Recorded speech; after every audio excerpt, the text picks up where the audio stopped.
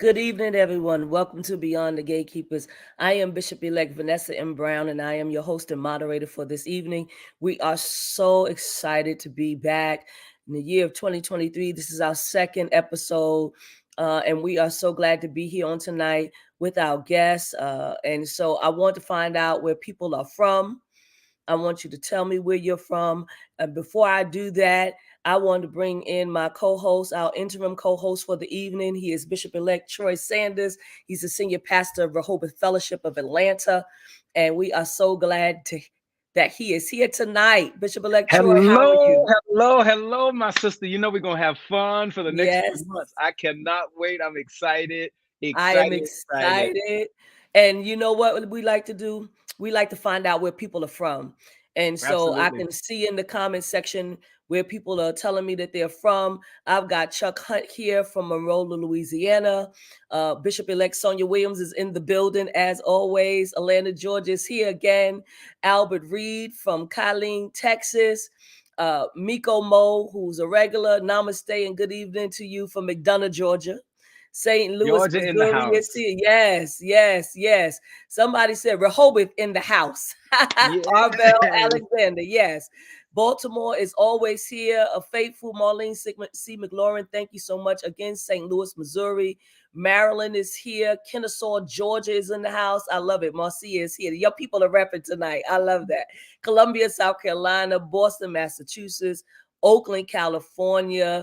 Oh, Minister Antonio is here from Atlanta, Cincinnati, Deacon Ryan, Amir Harris. So many people. We want you to keep shouting out where you're from, but we also want you to do us a big favor. We want you to share on social media platforms. So just so you'll know, we are on Facebook Live and we are in two places on Facebook Live. We are on the Beyond the Gatekeepers page. We are also on Bishop Flunder's page. Many of you know that Bishop Flunder is on sabbatical. We are also on LinkedIn, on Kara Solutions page. And then we are on YouTube as well. So we are on several social media sites as well as Twitter. We cannot forget that we are on Twitter. I see my good lawyer sister is here. Chicagoland, Natasha L. Robinson, Legalese Please, is in the house. Reverend Tony Cowell from Ellenwood, Georgia. I love that. I've got folks here from California, and I just want people to continue to share on all social media platforms so that we can know who's here. Oakland, California is here again. Eliza Lewis. I always say the doctor's in the house.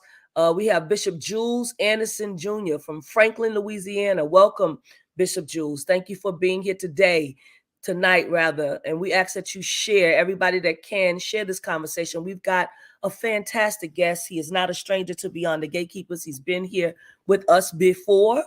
And I'm telling you, this is going to be a powerful conversation. Many of you know this gentleman. And I want to, first of all, Bishop-Elect Troy, have something to say to the people before I go on and on. Well, I'm just excited, Bishop-Elect Vanessa. You know, I call you Nessa, but on the sake of this call, for the sake of this particular event, Bishop-Elect Vanessa, I'm so excited about, first of all, the opportunity to join you in conversation as we tear down the walls between church and community, what is considered to be sacred and secular, and challenge all of those constructs. I am certainly appreciative for the platform that you, Bishop Flunder and Bishop Pearson, have built, and this opportunity to come alongside of what you have already, the foundation you've laid. It's a necessary work, and what an opportunity it is in our world, in our day. And tonight, the subject is just off the chain. It's going to be powerful. And I want to encourage each and every one of you, not just to listen with your ears, but listen with your heart and participate, and then share it tomorrow and the next day, because there are people who need to hear what we are talking about today that may not necessarily get it tonight, but they need to get it. So I'm just excited. I'm excited. Thank you for the opportunity. I look forward to being with you for the next few months, and allowing ourselves to imagine. Awesome. I just received the text from Bishop Pearson not that long ago saying, Nessa, did you text me? I'm sorry I didn't text you back. I started laughing right away because between him and Bishop Flunder, they are hilarious. But nevertheless, He's going to join us soon, even if it's just once or twice a month. He's got a lot on his plate right now, but I'm grateful that, you know, he was like, listen, I didn't forget you, you know. So we're going to look forward to having him come back as well and join the both of us in the next couple of weeks. So we also Wonderful. have, really quickly, we have Denver, Colorado. Maria Harris is here. Of course, our brother is on. Pastor Kendall Brown, 228 Grand Street, is representing. Anthony Melendez from Brooklyn, New York. So glad to see you. Actually, I think from Harlem. And then we have St. Louis in the house. Cheryl Robinson Moore is very faithful to us as well. We want you to continue to share. We're going to bring our guest on. You all know him. First of all, he has a book called Shouting in the Fire. So you all should remember Danté from some point. We brought him on Beyond the Gatekeepers. Since that time, he has been ordained. He is now Reverend Danté Stewart. He's an award-winning writer, speaker, and author. And tonight, we're going to talk about an essay that he's written called On Resolutions and Rejoicing. And we're really just going to talk about grief. We're going to talk about grace, and we're going to talk about finding joy. And so I'm so glad to have, I call him my little brother because he's definitely, but he's on fire. This young man is on fire. I'm so excited about his life right now, his future, his family, and everything that God has, laid up for him in front of him. And so we're excited, Danté. How are you? Reverend Danté. Hey, thank you. Yes. Bishop-Elect Brown and Bishop-Elect Sanders. I am indeed grateful to be with y'all tonight, and I am doing well. I got my tea with me. I got my Baldwin and Morrison candle in front of me. I lit my little candle that is a wood wick. It's a real good smell. I am, in this present moment, I am doing extremely well. It's been a great day. Awesome. So glad to have you here. Really quickly, you got to shout out Auntie Murder. Auntie Murder's on Bishop-Elect Troy. So we got to shout out. We got to shout her out. Amen. Deacon Ayana is here from my church, Rivers. So glad that you're here. And just, people are sharing and telling people to get on. I'm excited. Kason Hickson, I see you, bro. Thank you so much for being here. Karen Coleman, faithful as well. Thank you, Bishop Stefan E. Love from Newark, New Jersey. Glad that you're here. And again, welcome, Reverend Danté Stewart. Let's get started about this essay. Let's talk about, first of all, the reason for you writing this essay on resolutions and rejoicing. Yeah, well, so much of this essay, which is actually still being edited right now, so much of this essay kind of grew out of my own kind of how terrible last year ended for me. Last year, I shared this actually during a church service, during the benediction. I said that last year was my most successful year to date, but it also was my most insecure. It is one of the most hardest emotional years I went through. It is a year that demanded so much more from me that I was able to give. It was a year that revealed, so many parts of myself that I don't think I've dealt with, or, or in some sense was a reminder of like certain things I've experienced in the past, and certain events happened that kind of reintroduce those kind of past wounds in my present moment. But it was also a moment that that last year I went through. There were so many things that happened that took so much from me, whether it was, my son having a seizure, my granddaddy passing away, my two aunts passing away, like during that early part of the year, it was like, baby boy have a seizure, granddaddy, Aunt Ramona, then Aunt Jeek dies, then months later Uncle Ralph dies, and it was just like the demand of my life was still happening. Like I was on the road, I was being digital pastor at Tabernacle Baptist Church. I was like being a husband, a father, all these things. And I just kind of got to a breaking point where like, it broke me in ways that like was extremely hard to where I was like having panic attacks and all of these things. And I wanted to write this essay simply, to invite people into that kind of honest, vulnerable journey about how hard it is to struggle with anxiety, anxiety disorder and panic disorder. but I also wanted to write it in such a way that people were like, you know, like I feel this because you see me, you feel me, like I'm living this, and I didn't think that it was possible to talk about this, and I'm so thankful that you talked about it. So I wanted to write that way. And lately, I guess I've been reading a lot of Maya Angelou too. So like Mm-hmm. Maya's been working on my spirit lately. And I was like, you know what? I need to try something that's like Maya. And so let me try an essay that feels something like Maya Angelou, with this deep spiritual wisdom, this deep honesty and vulnerability, that ended on like a hope note. I love that. Bishop-Elect Troy. So, you had me at the very beginning. First of all, you're my South Carolina brother. So, Yes. anybody, we all have such deep South Carolina connections. But that opening scene of New Year's Day and how nostalgic it is to have those connections to family and culture and Black beauty. I just thought that it was an amazing backdrop to really kind of situate us, but then to deconstruct the whole notion that men and women of the cloth, that clergy persons still struggle with the reality of anxiety and depression and the load. You talked about in the essay, the whole notion of performing, right? And the benefits that come with performing, but also the burden of performing.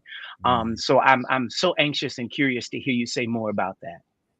Yeah, like that part of and I'll even talk because I actually was talking to my barber about this essay today. Literally, I was at the barbershop. One of my boys, who's one of the barbers, he was like, "Yo, bro," he's like, "Yo, I really want to write," and things like that. So I was like, "All right, bro, yes, I'll spend time with you and helping you write and help you learn kind of the craft of writing." And so we actually was talking about this first part of the essay because, in this essay, it's really time travel, in a very real way, because everything at the front end of the essay is just a memory. It's a memory of a time where like New Year's Day was beautiful, where everybody was laughing, where everybody was joyful, where everybody, just had their moment where it was just like almost like them times back in the day that we talk about. Like, I wish we had holidays like back in the day, because like back in the day, everybody, was there. You had family come from all over. So like I would have family come from up north and things like that. We just have people come from all over. And then it was like, then the essay turns and like, yo, so many of these people are actually dead. And that's actually not how this year began. And I think for me, as I was talking to my barber friend today, it was like, I feel like if we as like those who are pastors or those who are spiritual leaders, if we're not honest with the way that we feel and what we actually go through, what hope do the people who we serve actually have when they go through the things that they're going through? And I think that like one of the most powerful things about honesty and vulnerability is not just like the story that it tells, but that like it allows us to realize that like, okay, whatever I'm going through, I'm not going through it alone. I'm not going through it alone. And I like the numbers of like there was a study that was actually done about Black men, mental health, and suicide, and how Black men like I want to say I gotta have to go back to the study, and I don't want to make any kind of like wrong statements, but like the study did suggest that like Black men as a demographic struggle deeply with like like like depression and anxiety and panic and PTSD and suicidal ideation and even that very act of suicide. But it feels as if like it feels as if like we as Black men, don't have the opportunity to like be honest about what we feel, or even feel like, yo, like if we are honest, we won't get rejected or judged from it. So I feel like that was like necessary to be like, yo, y'all, your boy is struggling over here. I'm working through it. Hey, but I'm over here fighting for my life. I love that. Thank you for your honesty and vulnerability in the paper tonight. It means so much, Danté, because you're right. Black men are struggling. I know the numbers are high, but Black women are struggling too. Black women are struggling. I was struggling. I was like seeing my therapist every chance I could get, and once a week, 2:45, I'm faithful to that woman. I'm faithful so that I can talk out what it is that I'm feeling and what it is that I'm going through in my grief. And to bring it home, we have Dr. Jamie Edie Chisholm on the line, who, just a big shout out to her and her work. She has a business called Transitions. And the bottom line is that she came to my church. She did it online, but also she comes in person, and took my church through a whole transition period, in terms of the grief that even the congregation, is called Thoughtful Transitions, even the grief that the congregation was experiencing. And my personal life, but even people that have died, COVID, so much grieving, how divorce is a part of grieving, so many things that were going on. And she was able to take the congregation through Thoughtful Transitions. And I'm just telling you that tonight, I feel like we're going to liberate some people and set some folks free, to be able to talk about, the grief, right? The grace, but then finding the joy. Like that's so important. So again, thank you for your vulnerability. Yeah, indeed. And I think one of the things that, like, even as I'm thinking theologically about this, like, I was actually thinking about this today, where, I was reading in my devotion not too long ago about, Jesus just going away, like getting away from, like, the noise, getting away from the crowd, getting away from the need to be needed, getting away from everybody pulling on him and saying, do this for me and do that for me. And one of the things that hit me, it's like, when he got away, we're not, as people, as Bible readers, we're not privy to what actually happened in those moments. We're not, we don't get, the kind of rundown of, like, okay, for the first 5 minutes, Jesus was, like, connecting with the Father. For the next 10 minutes, he was, like, having a therapy session. For the next 30 minutes, he was doing this. And then he finally went back out. But I think, like, we should, like, use our sanctified imaginations, what Dr. Willie Gaffney beautifully shares in her book, on Womanist Midrash. We should use our sanctified imagination to at least suggest and wonder, like, is it possible that, like, that the most powerful moments for us is not when we're needed in public, but when we're being wailed in private? And is it possible that we have overemphasized a part of, like, Jesus in the Christian story that is just simply showing up and being public for people in such a way that, like, it's destroying, like, a real part of us that needs to be tended to and cared for? Like, maybe, just maybe, for me, like, this is in my own little Bible reading, but maybe, like, in those moments, like when Jesus got away, he actually needed it more than we actually tell. Like, maybe he actually needed to be away because there were some things that he actually had to deal with. Like, if Jesus was a young kid and had to grow in wisdom and stature as a young child in the eyes of others, then is it possible as a grown man, Jesus also had to grow in emotional health and wellness, and that we need to as well? I'm just This is rich. This is rich, Reverend Dante. And I wonder, that familiar and famous two word verse, Jesus wept. Could that have been a window into the fact that maybe Jesus was depressed? And the ways in which, that delayed grief and depression coming out of this pandemic, how does it connect to anxiety, that stored up anxiety that we've all dealt with, but it's manifesting itself? And I wonder, what would happen if we could make pulling away holy work, sabbatical time, that time that we are not in front of people and that people don't need us, to be able to say, I'm spending this time in self-care and making self-care holy work. Because certainly Jesus had to have dealt with the grief and loss of so many relationships, so many institutional situations, and how that comes up in sadness even today. I'm with you, brother. I think we also have to be able to be honest, those of us that are pastors or that are leading community-based organizations or whatever, to be honest and say, I need a break. I'm not doing well. I think we have to let our vulnerability show. Like, I need y'all to stop calling me. Don't need y'all to come to my house. I need y'all to leave me alone, right? Like Jesus. just so I can get it together. Like, I need to work on myself. And I think that as pastors, we don't want to do that. We don't want to say it, because then people start going other places. And I just figured out, for me, like, if people were going to leave, they were going to leave anyhow. Right? They're not going to leave because I'm not doing well. If they were going to leave, they were going to leave anyhow. And that I have to do what I have to do for myself, because you are right, Danté. I have seen just the numbers, even of pastors who have quit or ended their life. Right. And I understand about praying through, and I understand about, Jesus will fix it. I understand that, but I also understand stepping away.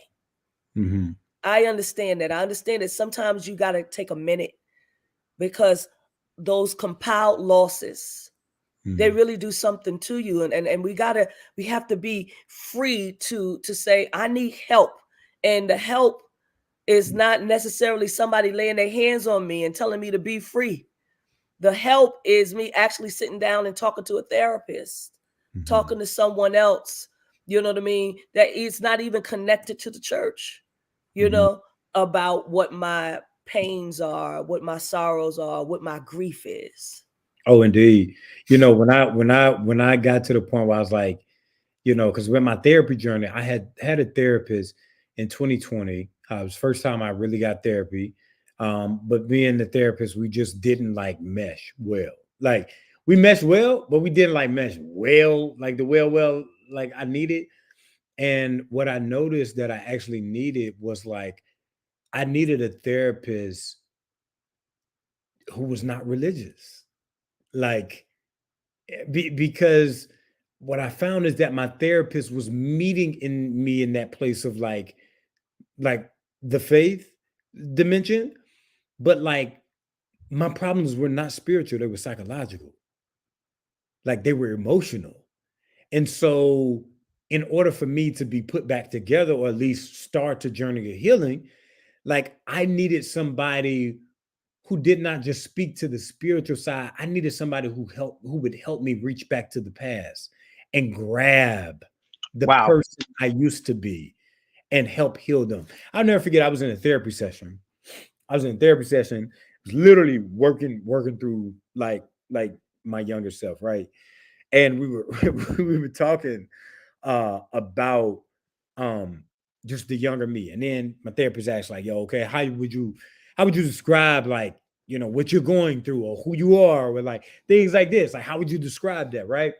And so I started talking, really, and what happened was, there was like this, oh dang, like Danté is this person who's like successful on the outside, and et cetera, because I'm really good at what I do. And it just is what it is. It's like there's a part of me that is just like, through life, I've had to develop a certain type of grit, had to develop a certain type of like self-trust and self-belief, et cetera, et cetera.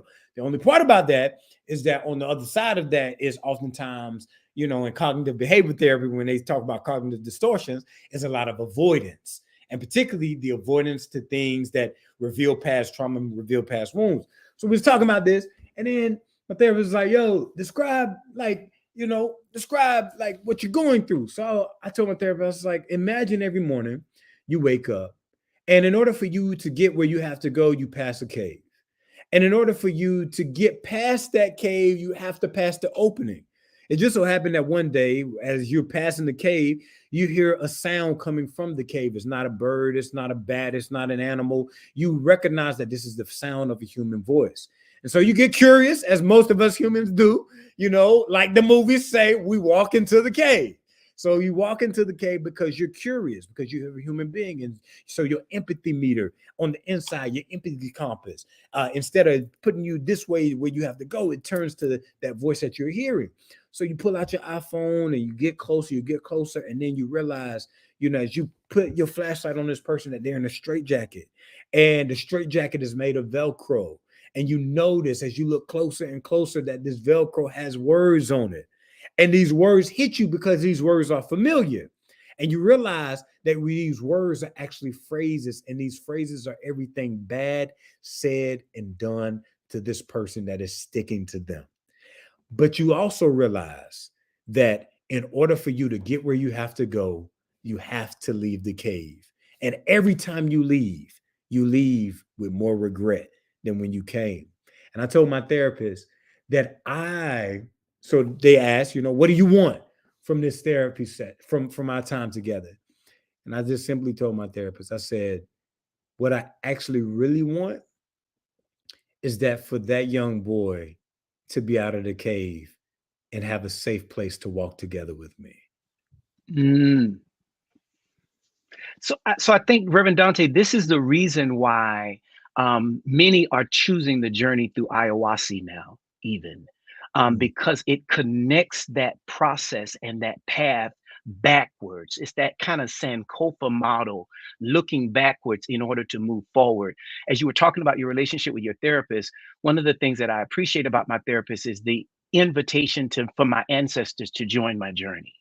And for me to be able to connect with those spirit guides that I find comforting and that I find enlightenment and revelation through. So thank you for lifting that whole notion of feeling trapped in a cave, but also trapped to trauma and memories that sometimes create more blockages than they do liberation. That's real. And thank you for acknowledging that. That's real. Listen, I want to tell the audience, if they don't know, this is Reverend Danté Stewart. We are talking about his new essay that he has. It's not out yet, but you all will get it soon, and we'll let you know when it's going to be out. But it's on resolutions, and rejoicing. We're talking about grief, grace, and finding joy. Danté, you make a statement, and I know that people have questions. Formulate your questions, get them ready so that Pastor Sue can get them to us. But you ask questions in this essay. They're kind of like your footnotes at the bottom. And it says, we started talking about the new year in this essay, right? And you say, how do you start new when it feels like old things just won't let you go? How do you start new when it feels like old things just won't let you go? Say more about that. Yeah, so for me, that question was like a literary device.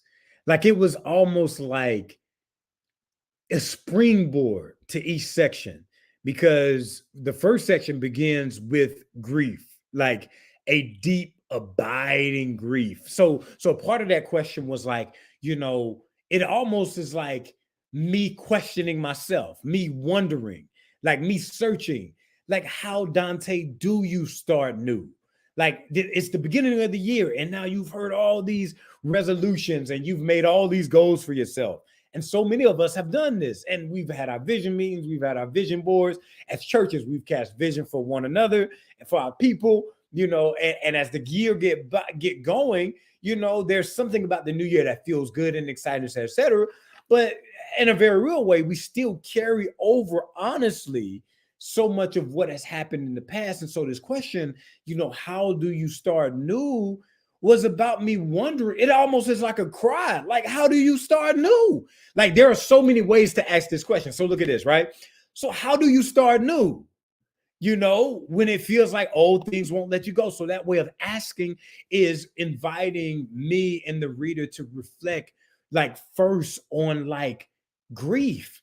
Like, how do you start new when like this old thing of grief, or these memories that you have, or the people that you lost, won't actually let you go? You've been successful. You're writing all these things. You're preaching. You're doing all this. You as human beings, we are traveling here, doing this, doing that, and like we've been really good at like avoiding and kind of putting on stuff to kind of almost like numb us to the pain. But really, how do you start new when like this thing ain't letting you go? So I had to deal with like the grief of it. But then like the second section, which I had to deal with Maya Angelou, is like, how do you start new? Those two different ways to ask that question. It's like, how do you start new? You're wondering. But how do you start new? You're searching. And I think that the path to joy will always be linked with grief and searching.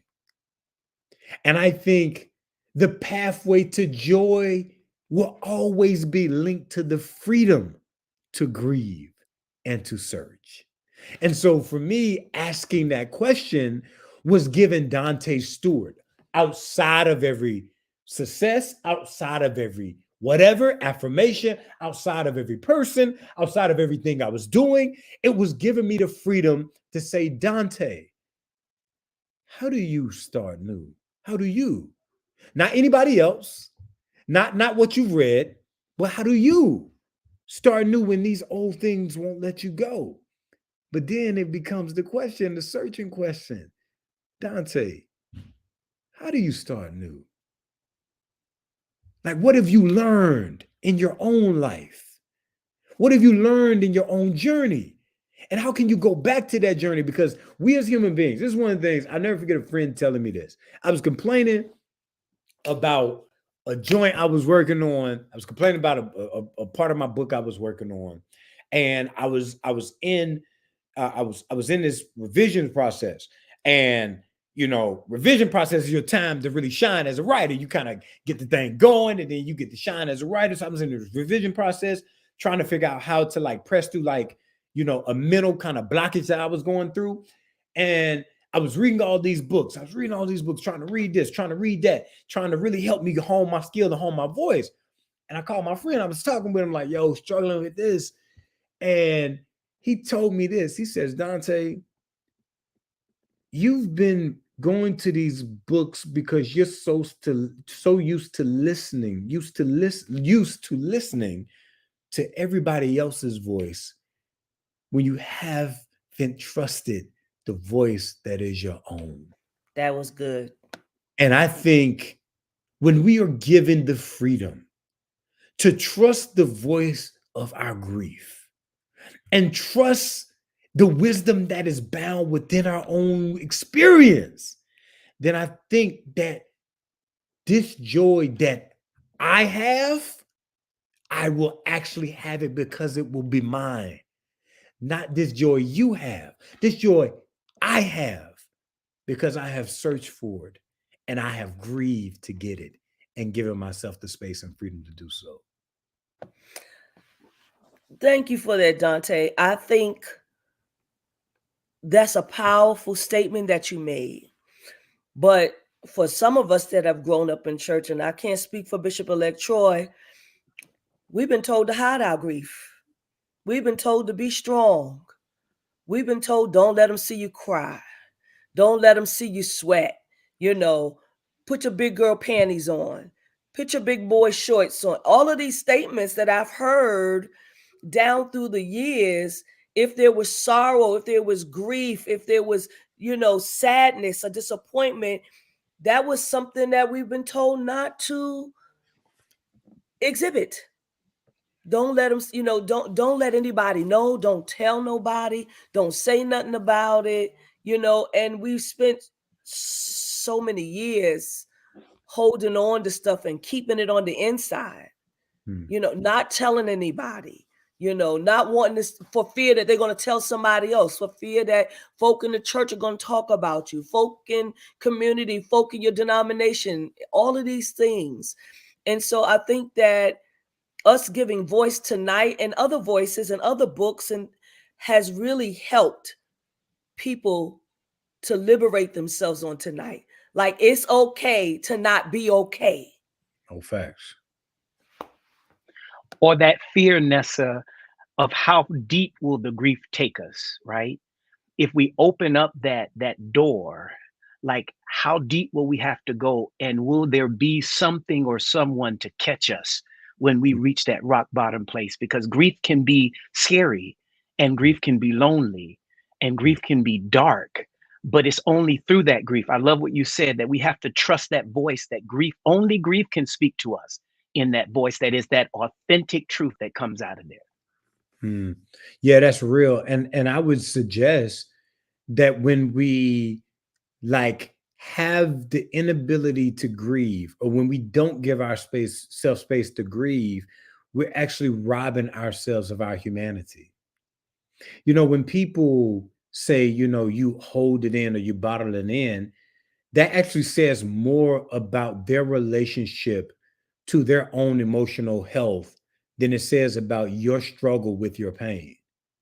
When people say that, they're actually projecting their own fears of themselves rather than actually like how afraid they actually are about how deep that will take you. And I think like when we give like because I believe that like you don't only have to like be given space to grieve, but I also believe that you need to be given language and framework for how to grieve. I think that grief is a community process. I don't necessarily believe there's this famous book, this famous teacher, everybody love her, Elizabeth Kubler-Ross. She's the one who popularized the 5 stages of grief, and I think I think that's helpful as place markers about like depression and anger and bargaining and acceptance and all of those, things. But I also believe that a part of grieving, which she found, which she actually wrote a book years later, dealing with like the inner world and outer world of grief, is that like grief is much more about like the people who like love us and give us room to do that and help us like develop language and is patient and gracious with us than it is about even like our own ability to like will ourselves into being healed. And I think that like we are far worse as people, as humans, when we don't give each other the space to grieve or the ability to grieve, or whatnot, or even like to redefine what grieving actually can mean for us.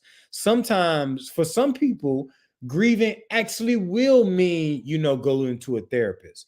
But for some people, grieving actually may mean listening to a song that somebody, who maybe you lost somebody, and you're listening to a song that they love. But also a reality is that not all grief is associated with death. There's grief that's also associated with life. Like when I was writing Shouting in the Fire, and that book came out in the world, I realized that I gave people a lot of myself that I had not yet grieved. And there is the grief that is associated with forgiving a version of yourself that people remember, but that you're not anymore. And it takes profound courage to forgive yourself for pieces that you've given to other people that they don't know what to do with. It's profound courage. What you talk about, Reverend Dante?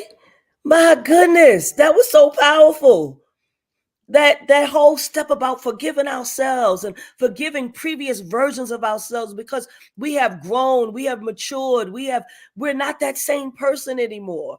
And so we have to give ourselves permission to forgive.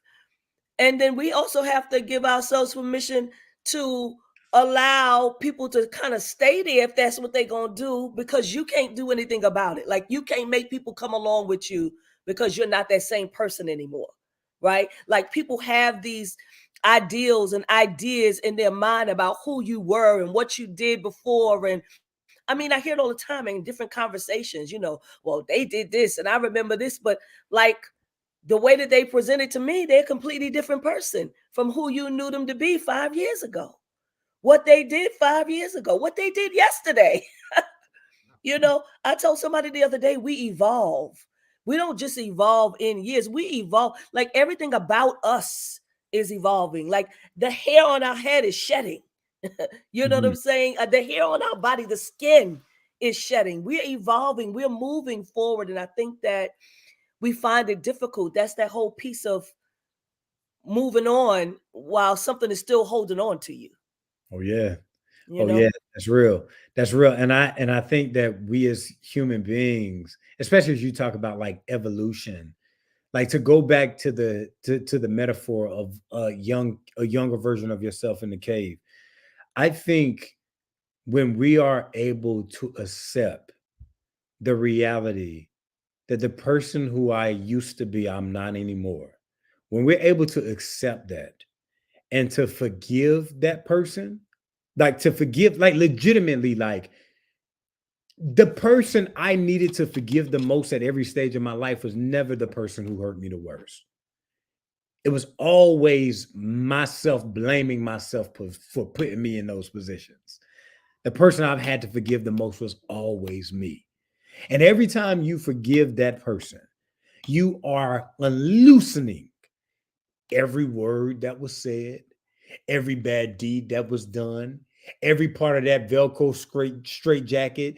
Every time you forgive that version of yourself, and whenever those fears and that trepidation arise, and you feel as if like you're becoming that thing again, when you put your hand on your chest and you say, I have forgiven you, you are unloosening that person from the bondage of darkness that they have made their home. This is rich. And the way you describe that is so on point, that it is not a one-time static event, that it is ever evolving, ever revisiting, that just because I forgive myself in this way today does not mean that I might not have to revisit forgiving myself in that same way tomorrow or after I'm re-triggered or reminded. So I think that that piece of forgiveness being an ongoing work, self-work, ongoing self-work, because I think we are programmed to forgive others. Forgive us this day our daily bread as we forgive those who trespass against us. But there's nothing in there that really calls us to forgiving ourselves for our Yes. own damage and our own work. Powerful, powerful, powerful. Remember, I told you all, if you have questions, YouTube, Facebook Live, LinkedIn, wherever you are, please formulate your questions. Put the word question first before, so that we can see it easily. But I wanted to go back to, I don't want to go back, I want to go forward. You know, I am grateful for you telling your story, and I think that we are better when we can tell our own stories, when we can speak our own truths about our own lives, lest someone come and bring a false narrative. Now, people are going to bring false narratives anyway. It don't matter how much truth, right? But I think that we are better because we are able to use our own voice. In our own voice, we have our own agency, and we're able to talk about our own lives. You say in this particular essay, what do we have to live for if not for the possibility that someone would actually know and love our story? Like, I just stood there and looked at those words. I was like this at the paper. I was like, wow, that's so powerful. And I'm going to say it again, just so that everybody can really hear this. What do we have to live for if not for the possibility that someone would actually know and love our story? Because I think we think that people are going to hate our story and they're going to hate us too. But what do we have to live for if not for the possibility that someone would actually know and love our story? It spoke to me too, Nessa. That did. Wow. Danté, say something about that. You muted. You're muted, Danté. I said, I actually don't even remember writing that. So that actually blessed me too just now. I had to go back to the line. I was like, well, I wrote that. I was like, God, that kind of, you wrote it, because I read it over and over and over again. Yeah, I have, I've been actually working on book number 2 right now. And I've been, book number 2 is on spiritual wisdom for everyday people.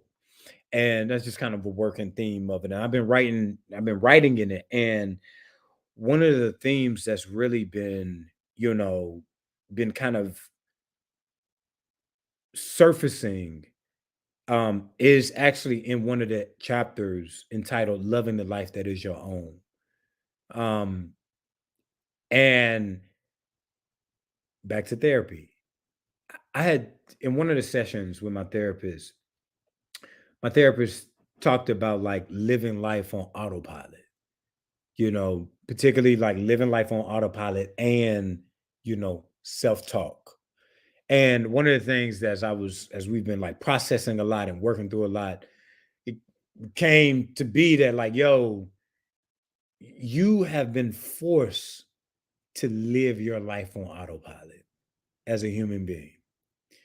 And I've been forced to do that because from youngin' on to the day, I had a great childhood. I had a great young, I mean, I had so many people, my mom and my daddy, so many people around me that loved me deeply. You know, so many people around me in my apostolic church that affirm me, that let me know, you know, there's something in you and about you, you know. But I also had so many events from childhood that disempowered me and exploited me as a young person.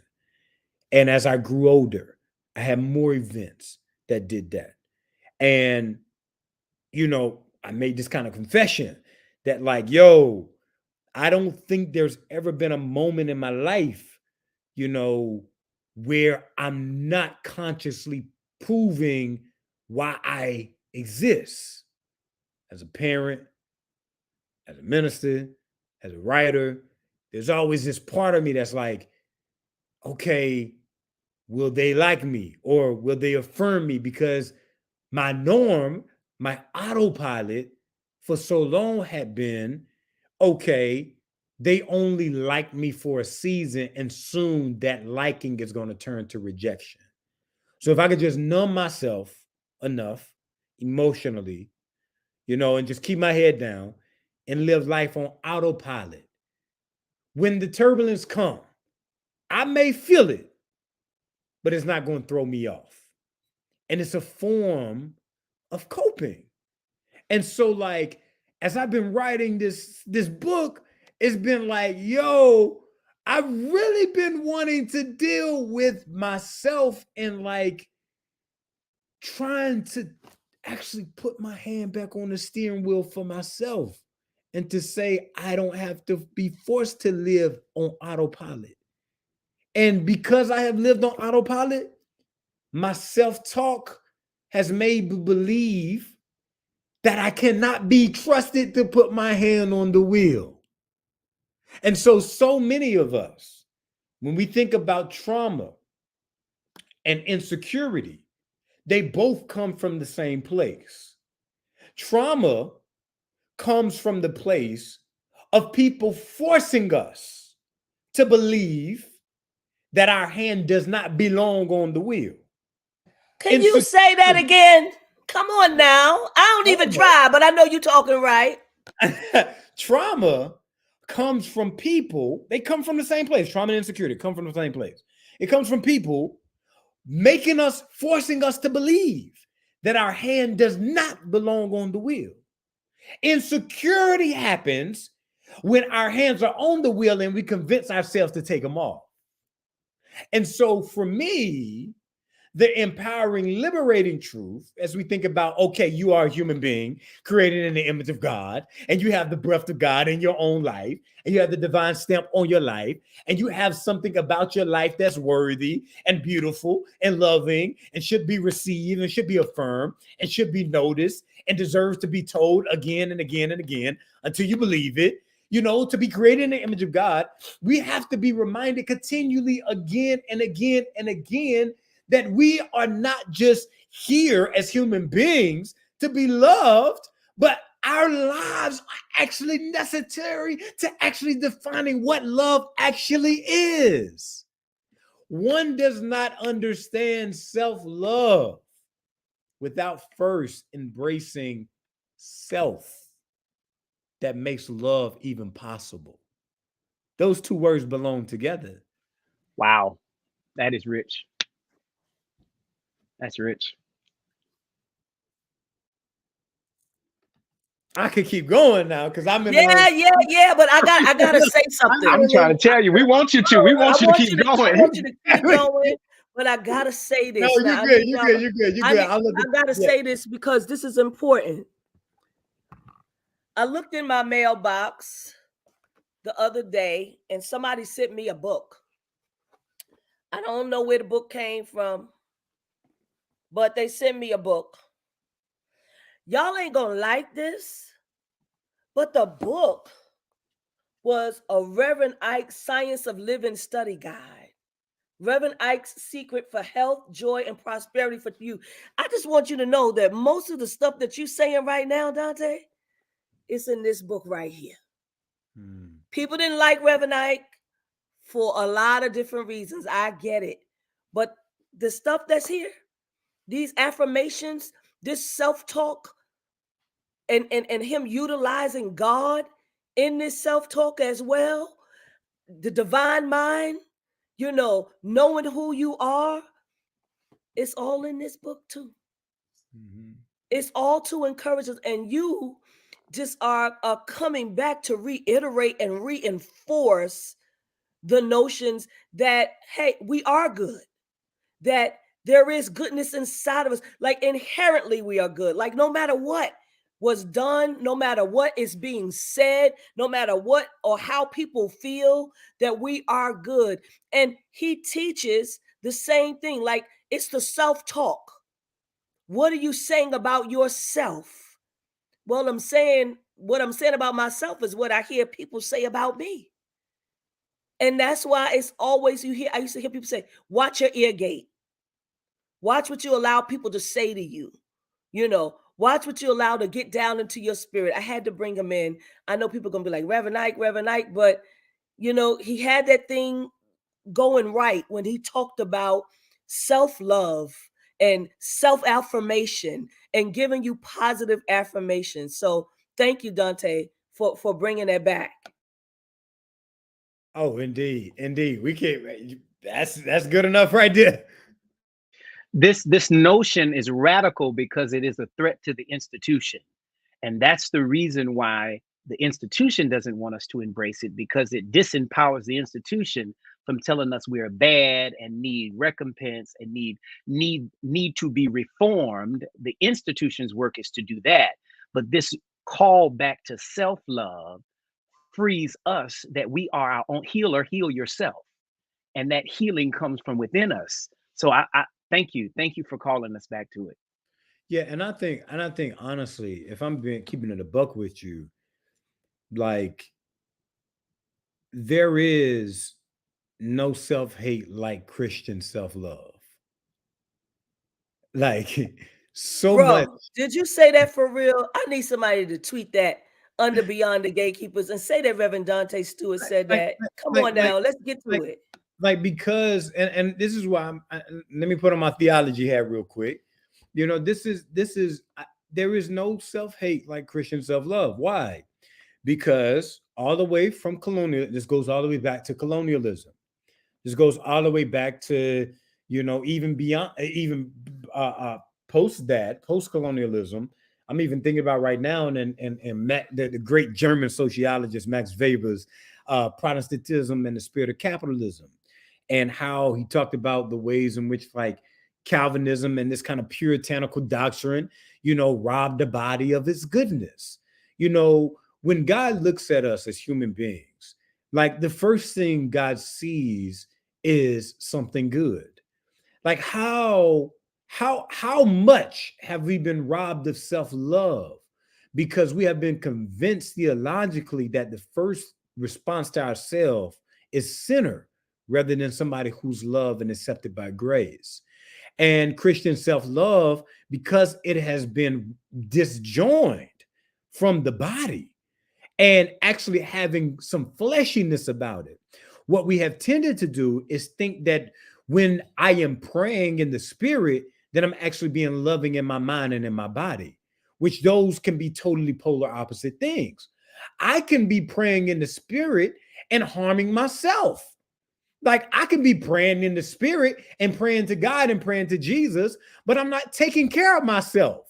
I can be praying in the spirit, but like I could be praying to God and saying all these affirmations of the goodness of God. But then when I look in the mirror, I can't even tell myself that I'm good and I'm loved, I'm worthy. Now, my therapist, once again, back to the therapist, my therapist was telling me about my self-talk.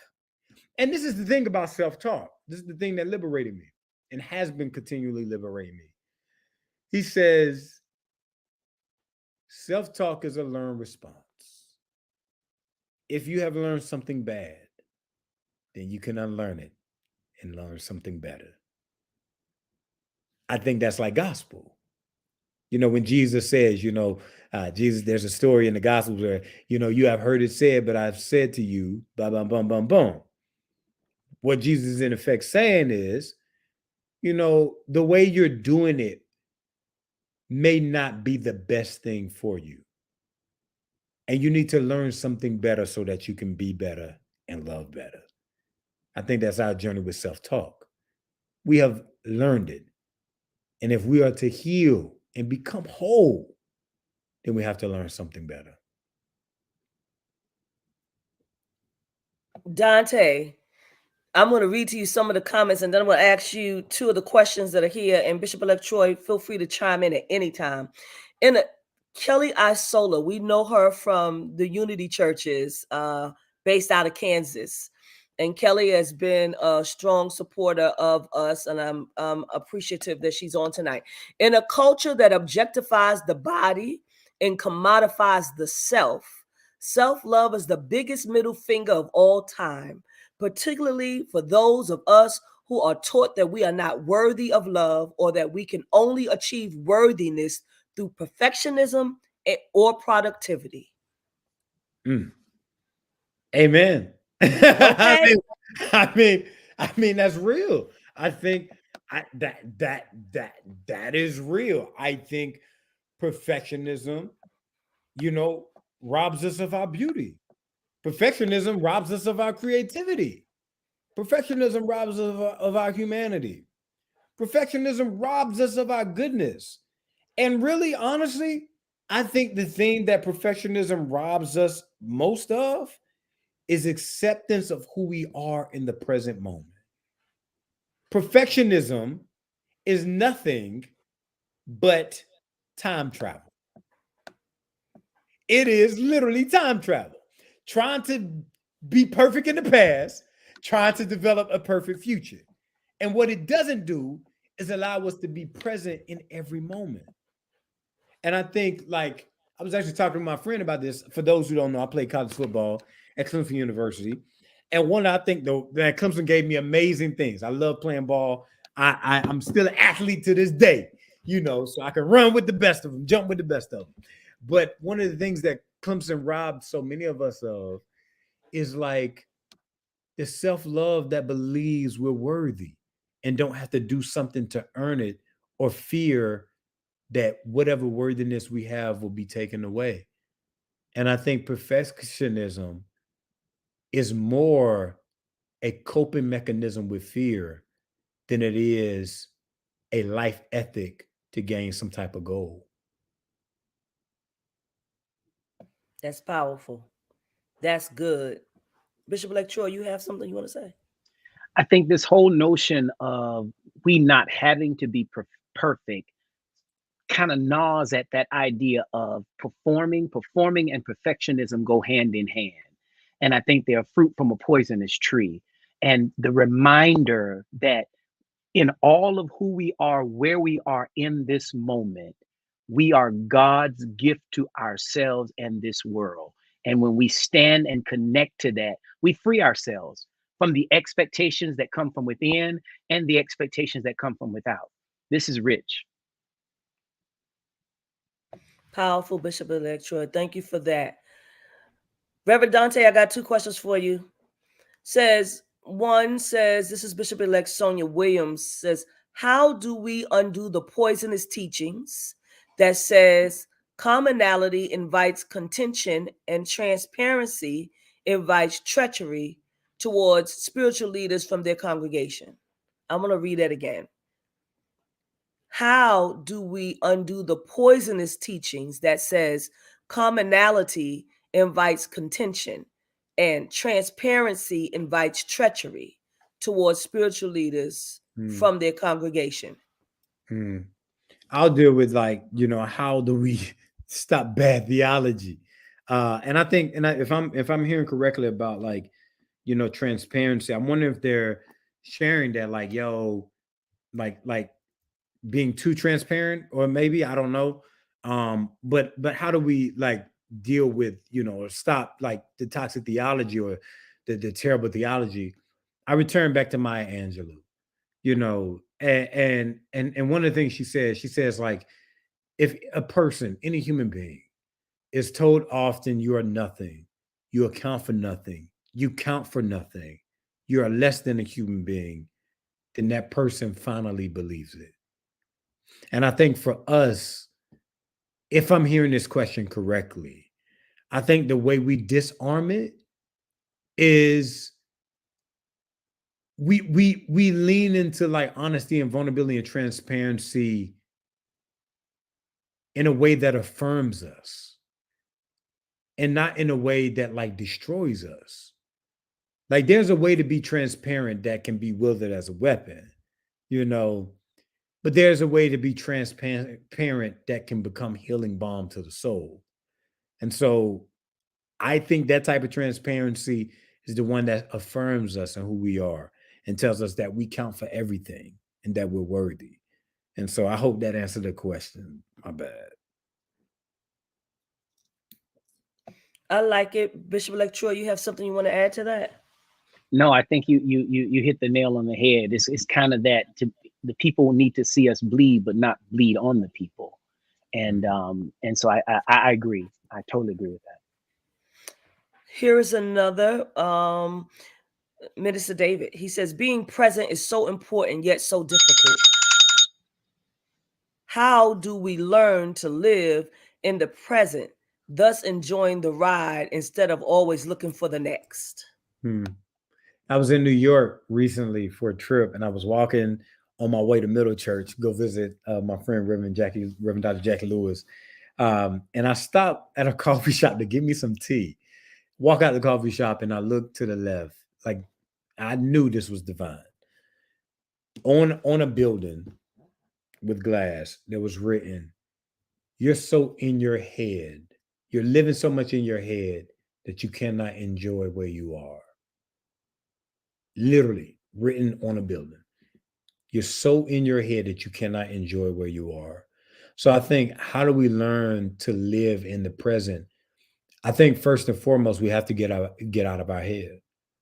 You know, you have to, and I think one of the ways I've been able to get out of my head is I have to write down what's in my head to get it out of my head. You know, so every morning, this is what I do. I have my meditation time and I have a check-in with myself. I check in every morning. How are you doing in this present moment? When people ask me how I'm doing, I've been saying, in this present moment, this is how I'm feeling. You know, maybe that'll help you out. Maybe here's another thing to do. For me, I have these bracelets on my wrist, right? And then I got one of my wife's like hair bands, right? Whenever I feel panic arise, when I feel like even, you know, I feel like I'm driving or I'm doing something and I'm mindlessly doing it, I pop myself on the wrist, bring myself back to the present moment. Okay, what are you feeling? What are you thinking? How are you responding? I think living in the present moment is a practice.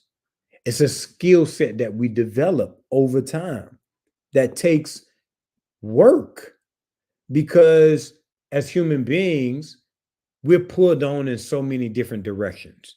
There's so many demands in any given day, but we're pulled here, we're pulled there. And I think the way we live makes it very hard to be present. But there are some tools and skill sets that we can learn to be present. I think it's getting out of our head, you know, popping ourselves back in the present and, you know, creating space, you know, to check in with ourselves and how we're doing. I think maybe getting a journal and asking yourself, how am I doing in this present moment? If you start with that, I think you'll get better at it. What about y'all? I'm interested how y'all. No, as you're talking, what comes up for me is that a lot of Eckhart Tolle's work on the power of now. And he has books and meditations and workbooks, and that really helped to center me in the beauty of being present in the very moment and how we rob ourselves of the moment, living in the past, but also living in the future. I heard you mention it a little bit earlier, how we rob ourselves by trying to stretch, either being in the future or in the past. It robs us of being able to be present in the moment. I would also say, to add, you know, I listened to a lot of work by Abraham and Esther Hicks. And, you know, watching, meditating a lot, and then a lot of their books are also focused on, positive affirmations, and living in the now and living in the present moment. Like, they have a lot of videos that you can go to, and if you just put Abraham and Esther Hicks, yes, and put living in the now or living in the present moment, you'll find a whole bunch of stuff that will come up.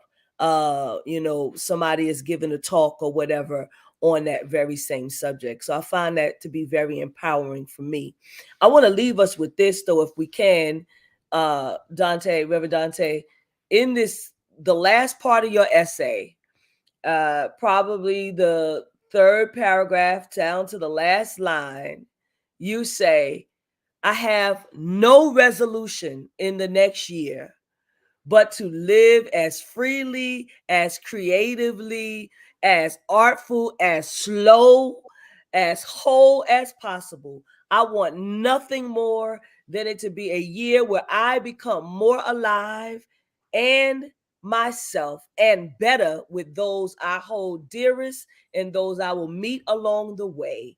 I have no desire but to make the best use of the time, this pleasurable, brief moment of our collective existence, and to fill this time with as much joy as possible. Listen, bro, you can write some Hallmark cards if you get ready, okay? Just want I you to know. will. I will. I will make sure I do that. And this whole essay was an essay to get to that one paragraph. Literally, this piece started with that one paragraph, and I wrote everything else around it.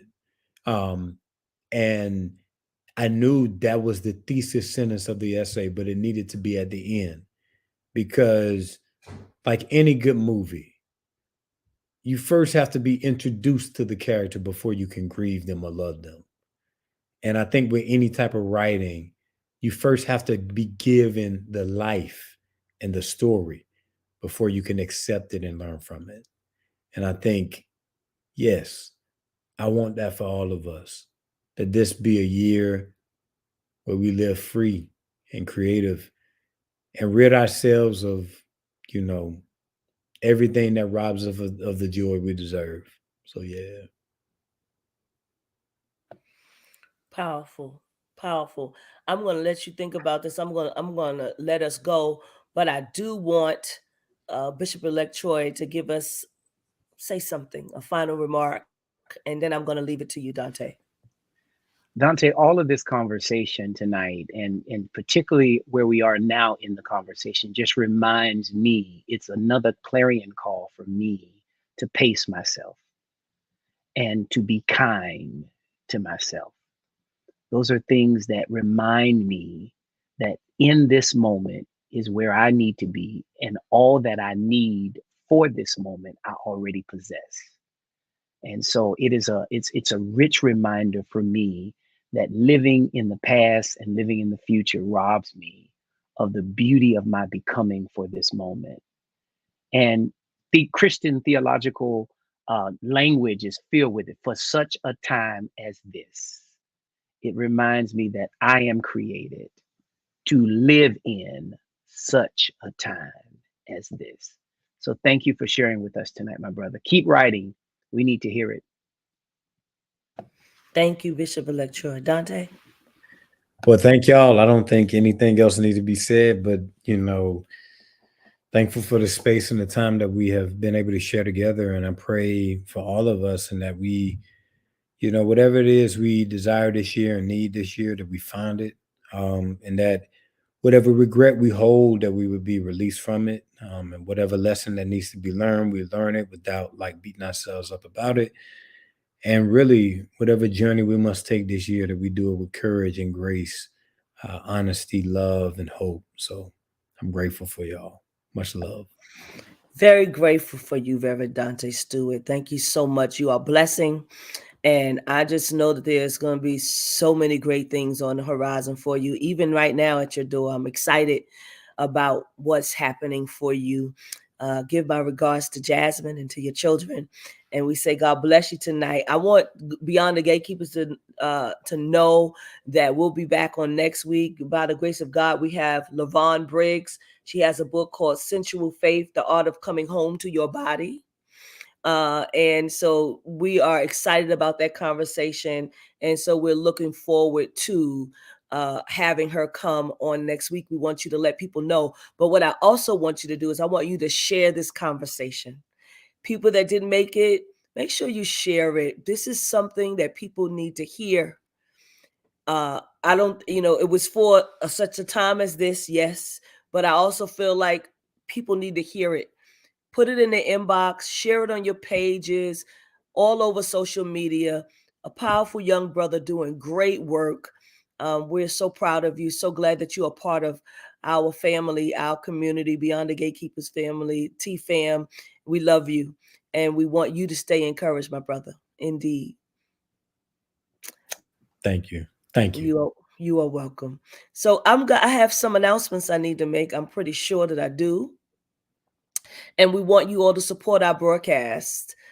You've heard some golden nuggets, some jewels that were dropped tonight, things that moved you, things that put you moved you forward in your life. And we're asking that you support the broadcast of Beyond the Gatekeepers by sending a donation to our Cash App, which is $TFAM annual, or to our PayPal at www.paypal.me/TFAM justice.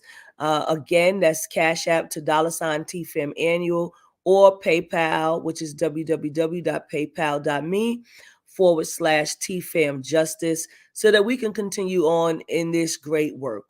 We say God bless you all tonight.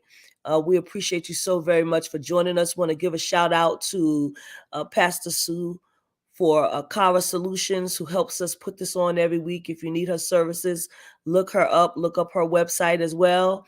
And want to thank my co-host, my interim co-host, Bishop-Elect Troy Sanders. A joy to journey with you, my sister. This is what the rest of these months are going to be like. We are in for a ride. Yes. I am mighty grateful for all of the yeses that I've already received, even through the month of March. So we're excited about everything and everybody that's participating. When we get that, once we get that essay from Danté, we're going to attach it to this particular episode. So you'll see it in the chat section. We will make sure that we do that. And the last thing I have to do, I must announce the convocation. I cannot forget to do that. TFAM Holy Convocation 2023, Miracles, Signs, and Wonders, Atlanta, Georgia, July 5th through the 9th. Our beloved presiding prelate, Bishop Yvette A. Flunder, is inviting you all to come to be with us at the Sheraton Atlanta Hotel in Atlanta, Georgia. The room rates are $129 a night. You need to register. The rates are there. Download our TFAM app. If you can, please download our TFAM app. We've had a few changes, but there's going to be some great events that are happening. And so we encourage you to please register now. Please register. Please book your hotel stay.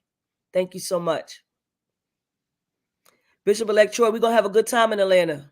Oh, we are looking forward to you all being with us. We're hosting here in Atlanta, and there's always fun in Atlanta. So we've got some things hot off the press that we're working on. You want to make plans to be here for sure.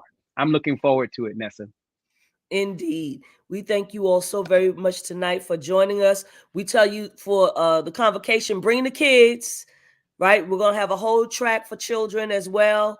So you'll hear more about that, but there is registration for the children as well. Listen, have a wonderful evening. We thank you for joining us tonight on Beyond the Gatekeepers. We will see you next week by the grace of God, and have a great evening. God bless you. Good night, everybody. See you.